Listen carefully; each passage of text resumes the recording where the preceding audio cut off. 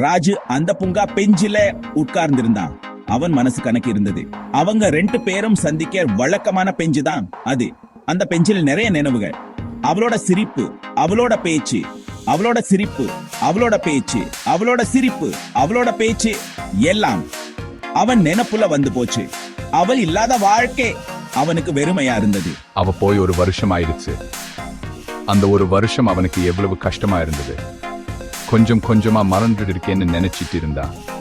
ஆனா அவளை மறக்க முடியல. ஆனா இந்த பெஞ்ச பார்த்ததும் எல்லாம் மறுபடியும் நினைவுல வந்து நின்றுடுச்சு.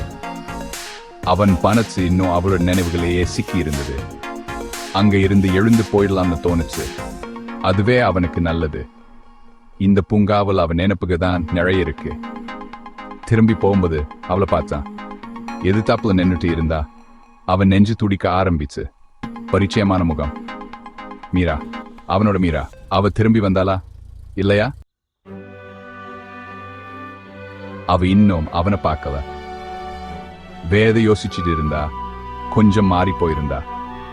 அவ கண்ணுல அந்த பழைய அன்பும் பாசமும் இன்னும் இருந்துச்சு.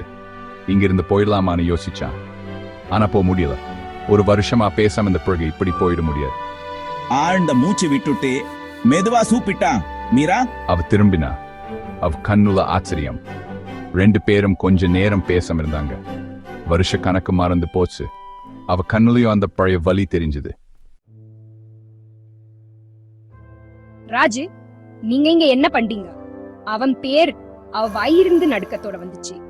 அவன் முகத்துல அதிர்ச்சியும் சந்தோஷமும் கலந்திருந்து. அவளை நோக்கி நடந்தான். இதயம் படபடன்னு அடிச்சுச்சு. அவன் மனசு நிறைய கேள்விகளோடு இருந்தது.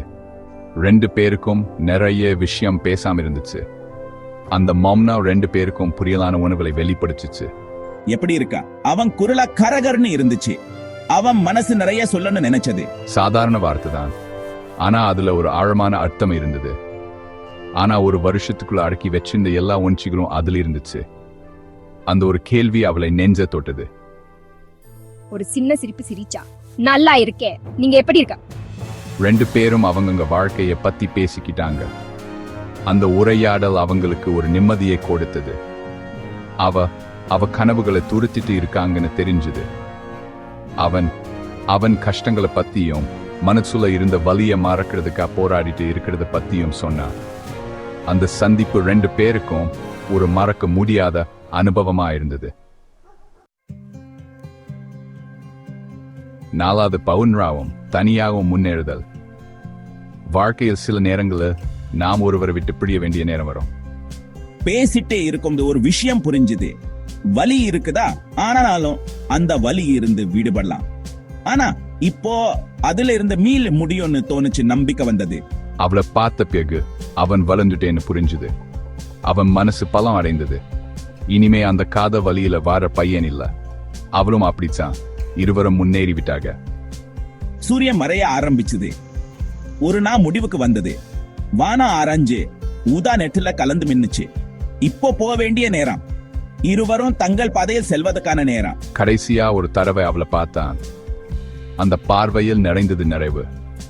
உண்மையாவே அவளுக்கு சந்தோஷம் வேணும்னு மனசுல நினைச்சான். அவளின் நலனுக்காக புரிய வேண்டிய நேரம். இந்த தடவை வழியில் ஏத்துக்கிட்ட மாதிரி விடப்பெறுதல். இருவரும் மனனுடன் பிடிந்தனர். அந்த பகுதி நீண்ட பாதை. நடந்து போகும்போது மனசுல ஒரு நிம்மதி. கடந்த காலம் போயிடுச்சு.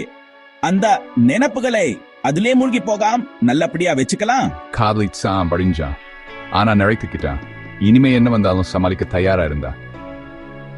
வாழ்க்கை ஒரு பயணம். சந்தோஷம் துக்கம் எல்லாம் கலந்து வரும். தடுமாறி வழுந்தான். ஆனா மறுபடியும் இருந்து நின்னா முன்னாடி இருக்கிற பாதை ரொம்ப நீளம். ஆனா இனிமே பயப்பட தேவையில்லை. கத்துக்கிட்ட பாருங்களை மனசுல வச்சுக்கிட்டு எப்பவும் முன்னேறி போவான்.